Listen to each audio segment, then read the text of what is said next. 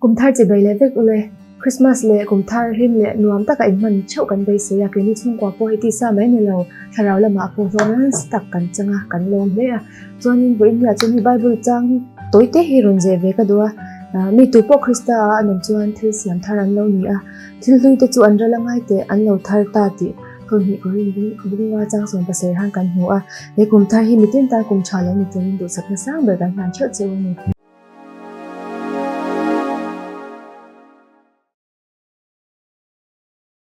chon hi bo in ya chon kan soi toi kan zot chon ha bo bo do ni hai kum thar an hi chon nu le pa hi ri ruwa thi pakhat ngai to ngai vut kan ri ruwa kan nei ran china ni chu fate school lu na tu hi ani a kan fate school lu tu du thu han sam thin ta ila in ang quality ni pese I du ber ya kum thar session thar chu la ni che lo ma se kum thara chon ril ro hi lo thar ve khom me he to na ya z veina kum thar kan han chan le no na sang hi le som hi le paro mishing shim hi ma khom me thil thar kum thar in ti thar kan lo mo tuk hi e kan soitel ni chu zona ka chan mai in ti thar te kan lo mo ang rang khop me ya du tu sam phe chon ni den hi in ti thar thei he in siam thar thei tur hi kan ni zo ka du tu sam ma chon ni siam thar zia zo ki la ti hi ne ma ra chu to nei Bible chang soi ta kang khan in hei thil hi a tharom don chana hluyom ngai ta chuang chuanin kum thar sang hi le som hi pa pualin tu na kan han soi tu po kha poi mo biang ka shian nu le paten session la wal che lo ma se session lo om le tu la to po ne nga ru thar nen fa te an mang lo the lo ta chula ya chon ya school chung chang kan han soi nga education school kan han ti chuanin zirna education lampang mo zirna lampang hi hey podcast awang hian in piang kan soi nga izona ka ti khoi de nak don mo podcast zara hian kan ti nga miten min ngai ruwa engkim shar turanga the min ngai hian ka sia chang hi chona ni anwa ma ro chu a thayang anga nge pui ngai piang chi te ron du min ron wang chi te po office lama te non kala ti khanin zona tam tak te non zota mani phak to ngai zon han pui ve thina chu tan chuan poi mo khop me tu na kan soi tu hi education zirna lampang kan lo thei lerin fa te ta na zirna school a chuan kan fa pa tang kan chana nga siam yana memorial school a lo ta kan fa pa hi nang pa ni chiang nga kan du na chan kha siam yana memorial a han du che ka han ti kha kan ru siam yana khana nge na mem ni ka she chu hindi spoken hindi kha nge quality ti me khala ya kan sai nga quality kan ngai poi mo education quality te po kan ngai poi mo dang te po kan apply thawa ama ro chu kan rel ro siam yana he man chan chu an no pang te class 1 class 2 ve vai to an tong khan in ka sia kha khat yang ang taka school no pang te spoken hindi ka tinga ka tiang hindi vai tong kan national language kan tianga lo tir tu school an om kha kan oma ril hu takin chuang khat yang zong khanin school te ani thaya education zirna lampang te ne thaya khat yang kha ke chu ken na sa hi curriculum kan ti me ya syllabus te po kan ti ta hemi zir tu big sarkari na ain ang thayang bera aduang mo hei standard kan ti me ta thil in ang khat le in ang khat tlang aduang zirna hi chu omani chu education kan ti school akan zir hawi hi education system na kan zir pi hi ni ta chu curriculum te po kan ti thena chuanin syllabus curriculum kan ti me ya chu syllabus nei ta na ro syllabus chu enge khami chu khan an zirang ti kha syllabus ni le ta kha a thatlang lon lut tu ka ma se khat mi pia lampang po kha ani berang chu mo khan tiang pia lampang ron focus hau kha ke chon ke en ka ti ani kan ti de tak no ka chang em bu ni ka kwal na sa ka chang ta em to so tu ra nga yang ni chon ni kan ram din en han ma ki kan ngai poi mo sia ngai poi mo lo thei po hi ni lo ni ti ka chon chu internet chung isoi quality de chu kan nei theyang khoi chung ni ya India ma kan de chu hi chon marks te memorizing kan tiang chi hei by heart system he dia thilva by heart kan tiam result jong kan so by heart kan han ti me ya memorizing te po ati thaya sap chong chon he dia thilva chin chia to phi ni chu kan system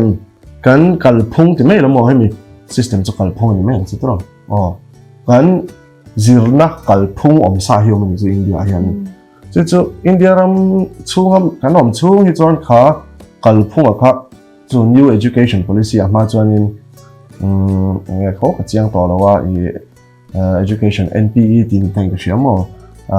ama kha chuan NPE ni thin kha NEP ran chauta chu new education policy sang ni la som hi a po khanin khovel tene na timela khovel ramdang tene na in tan siak na konga ain henge atlan ve the ka sei thiam na bel chuanin in tan siak na konga anu fual lo na tan khan education policy thararon duang ta chu ta te po chuanin kan soyanga ama a kan lo kalphung India nga kan kalphung kha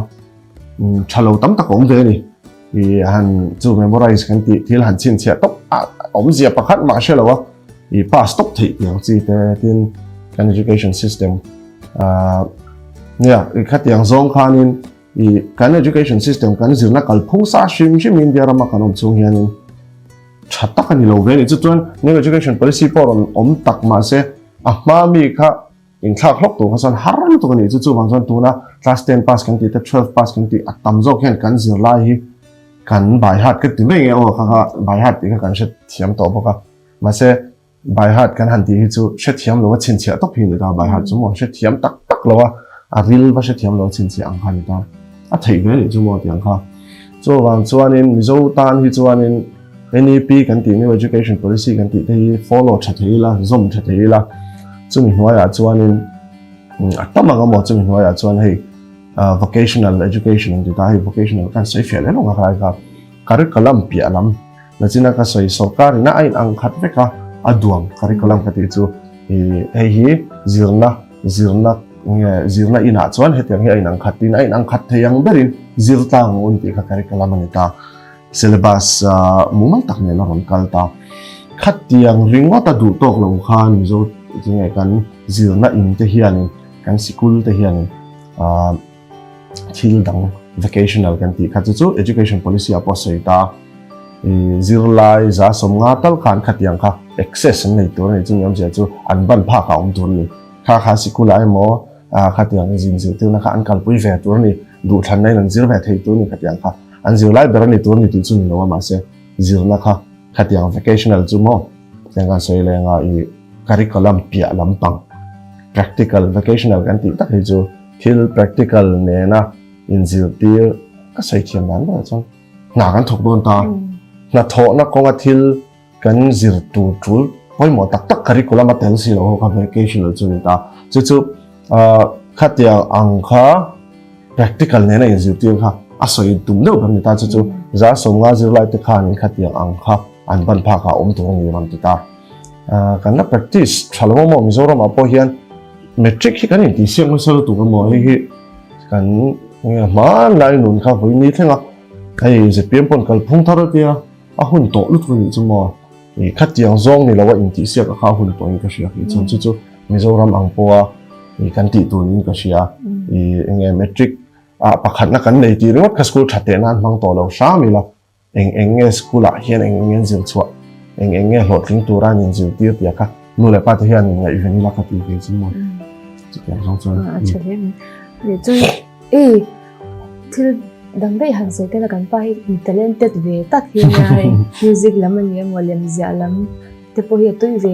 in lem zia te khan hu ni la kan fan ana over zo lo na ga chu ti lan ve shim shim a kan te in lem zia ni a chuan bang ber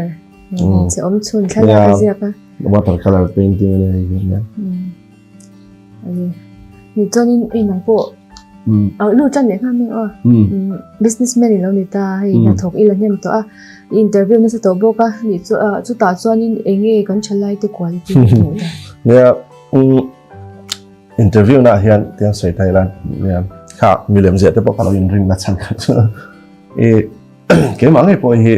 kapa hian class 4 ya 3 kan ni lai kha watercolor hi min le to pani chmo angai na po she chuang lo ka ziak ve chak thut ti khan kan ti ve ma se to pa chuan vocational school tiang deuh kha ashan pa om chuang lo vocational school bi kha ma se chol lai khan school in kha chol lai khan khát yang hulai tu na cho chặt tổ lúc tu này cho mọi school bar na kal na tu hi om for tu này cho mà sẽ khát yang hulai khan Mizoram Fine Arts Association ti ni tlatin ka sia a full form ka sia to la ma akadi full form tak ka sia to la ma se ma fa ni de mo utlang ro khu ma te pu bu ta te Mizoram artist lar te ho in tel khom kha ni ka sia reng cho sia ta ti te po hi o ma chu veng lo ni ko ni ta khang ho kha ni khat chung kha vocational course on and tia he tiang chi fine arts len ja shim shim hi ning han ji tir ta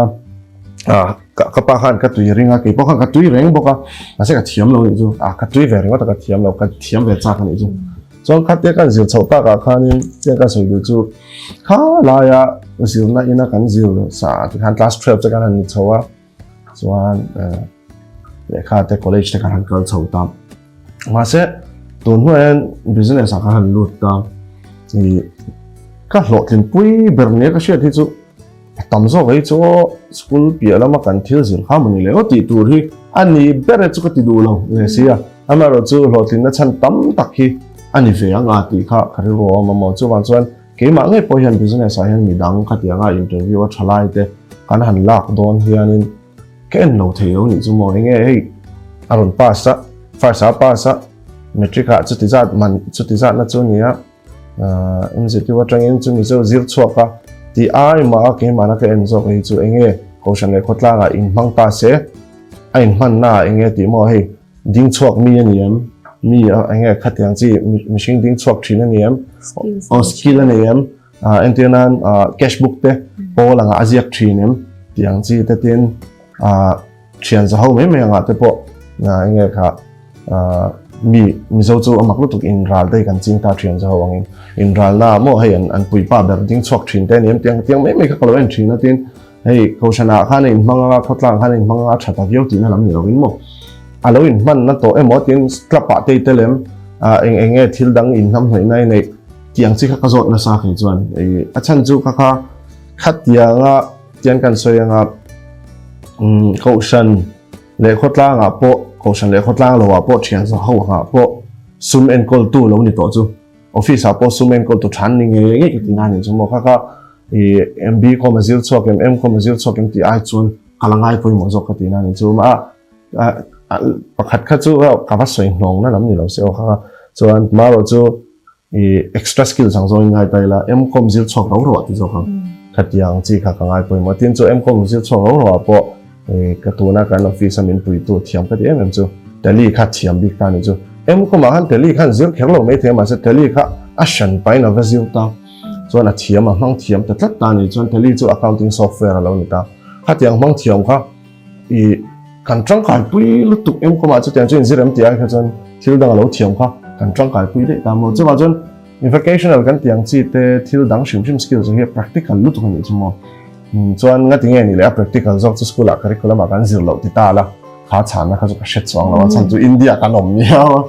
India na ron ti si lo kha chuan ma se chu mi a ti lo han thak thut kha ke chu ka rin dan chuan a ti lo han thak thut kha chi don si lo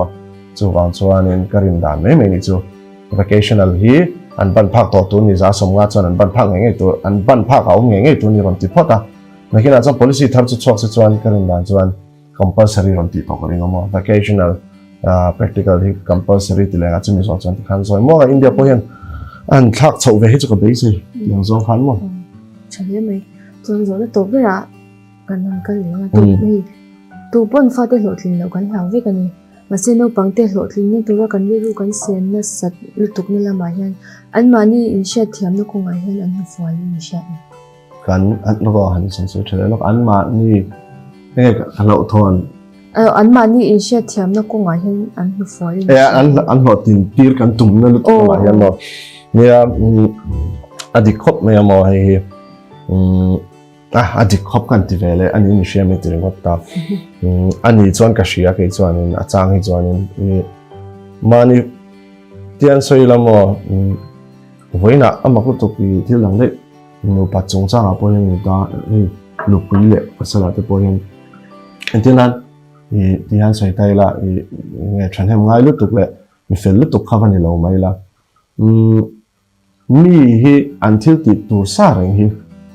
i than hem ngai lo ta khan ti ro mi ti reng ta la tí cha không lâu này rồi vẫn này cái này chi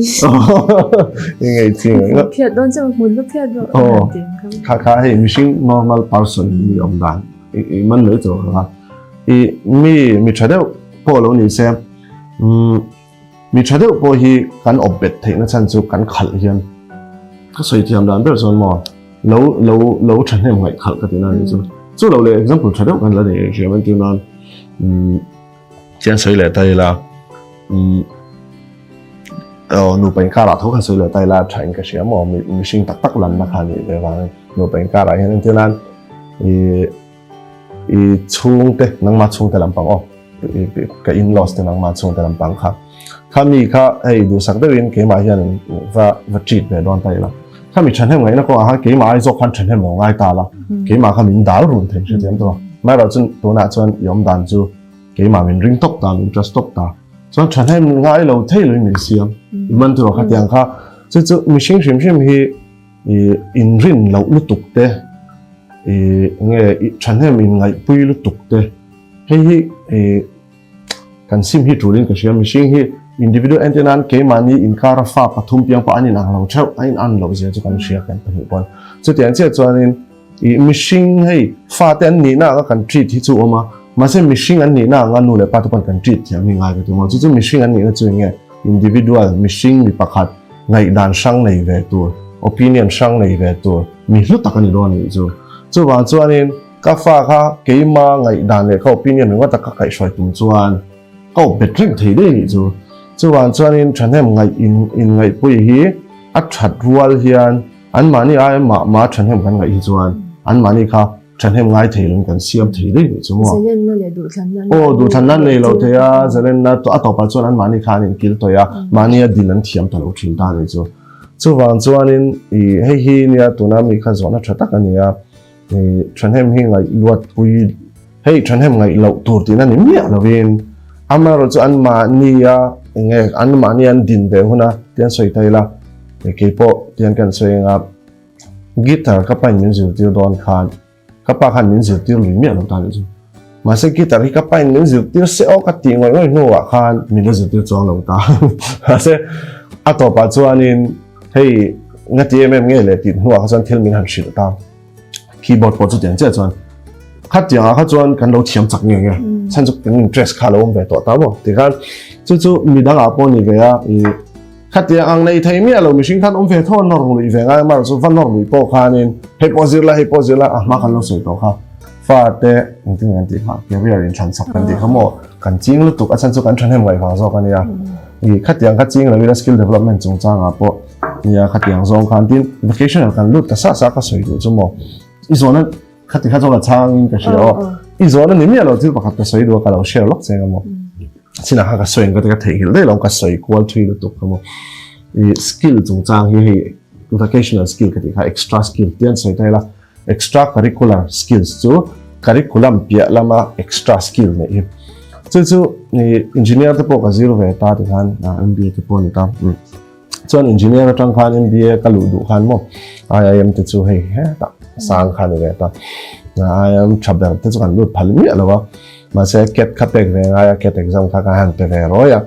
cho mình shortlist về ta thì cho group discussion cần tiêu hay thì group discussion cho hơn thì cần cho ta thì topic không ta cho anh tiền là India independence thì không soi ta sẽ India independence hi một ya soi ha chap tu khan thì ta cái soi về mình nói cho phải không rồi chứ cái đinh đó chứ cái đinh nó soi chứ cái đinh này to ba eng ma soi lo kha ka chuak ta ni chu kan interview tu etima chu interview ma in group discussion a han ka tla chiang to ka ti ni chu chan chu group discussion a tong lo hi chu an tla tlang pui ni chu mo chuan ka tla ka te interview kha kom ve sham a to ber tu kan ta kom ve sham ni chu chan chu mi zong zo interview nu khan interview zo lam pa khan ka interview ve ta chuan chú bố con sáng sớm nó sẽ có ba cái giả vàng đấy chính là con cái ta người ta thiếu đẳng đây phát triển các sản phẩm mà xem cho ta mặc nếu chú có cái lụt ta interview nào khan thiếu không mình làm rồi khan ta để chú bắt khách khắp cho cái xe lâu thì cái xe này chú rồi ắt chánนะครับcái chuyện chỉ to lâu cái xe số lâu cho public company thì làm bằng chúng ta mình rồi cái xe này lâu thì không phải cái xe này mà cái risk fair to chuan an mit menga tangkhan ka shelo ti an hriat ti ka hriat chu zo tu dang khamin zo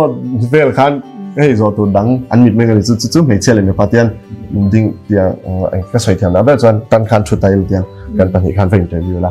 ka ti chang dik lo ti kha an hriat ti ka sheng ha lan mit menga tangkhan mo chuan ka tlas ho eng ma problem om lo ka ti ka ro chuan ka in hem cha cha ha tiang lai takhan ka CV an ti ta chu hei ma ni chung chang eng sia na ha mo an en wang mei chia zo khan mo graffiti club ti khom tan chu graffiti ti chu banga chei ti ha ni ta banga chei thin graffiti chu ni ta kan lo ti thin mo ha le chete skill chete kan lo ni ba graffiti ti thin mi min ti ta chuan mei che khan o le mi jak thiam mi ti la jak thiam ka de mo chuan ani le ka le mi jak thiam ngam te confident khan jak thiam ka de paper kha phom no no ga min pe jak ro minute som banga ka peng che jak ro dia ni le mem ka zia don chani chet lo nga ya ka de ka chet lo mi som banga chung chu thei top in ka lo chet lo wang jak ro de ka azal lo ka tak sai kho na ni chung sia ka jak na lo ti lau lu tu khan ka confuse ka tong confuse chu ka zia ka ma se to pa chuan mel kha chu ang chu ka ti lo ma se shade moi theyang per hei mi som banga chung ka thei top hi ka chho top ani chu min remember hei min shareng ro se ti khan ni mai tin lam pang ni mi alo ne ka ro min shareng ro se tala ti wang khan ka ziak ta en hi lom an lom ti kha she an noi vo ra lom nu tuk ta to pa chuan na tia thank you ti top chuan e lom thu min shila chuan kha pa khan ni la thil pakhat che ka zo tang chu ti mi pa zo khan skill chade we ne ya MBA zil ta la imang tang kai do ne min ti ta ding chu chuan ka ro khoi ta zo ka ni chu ka khanin te reng mai NIT apo graffiti club mangin event om turte kan fak thina chu wang chuan ka skill hi thil tam tak fakna ta na tang kai thei karin ka ti kha lom ta lu tu ani chu ka chang dik lo po she chaw chuan result ro chok ta shilonga ka tlinga ka shipura ka tlinga raipura ka tlinga ai pathian zara mo ka soi tum zo chu GD group discussion a tling lo interview zo na ma sabel chang dik lo tling om chun ke ni karinga mo tak tak ai ma tling om chun ke ni karinga mà sẽ khá ai cái chuang về view anh khát tiếng zong khan cái mà thiểm nó zong cái chuang vắc nó mà sẽ skill đằng cái này cái chuang chuan sáng thì là xong passaria bul cái hàng trăm cái business po khá các trang cái pui lúc tục logo design này sẽ cái design man mo sẽ là mo cái sấy tấm là bằng khai lại cái chút tiếng zong chuan hey no bằng hậu tan pon kan tiếng thil đằng nghe curriculum pia là mà ziri van chatak em thì khá kan fa te tan pon van thata ke nu le pa kan campaign hal bo nga nu le pa tam tak tin hei nu le pa tam tak chu in lo cho pa fa te nge fa te education na tan fa te zina tan po in lo cho kan ni an ni ti ka shia ma ro chu ka soi do chu music po ke ni po kan fa te music zirtir kan tum kan fa te football the zirtir kan tum professional footballer ni se kan ti na lamani mang thil dak thiam tam se kan du ma ro chu nu le pa te kan soi nga khát yang anga tuition ang zonga shan pa faculty thei ni lo skill development center faculty thei ni lo tan khan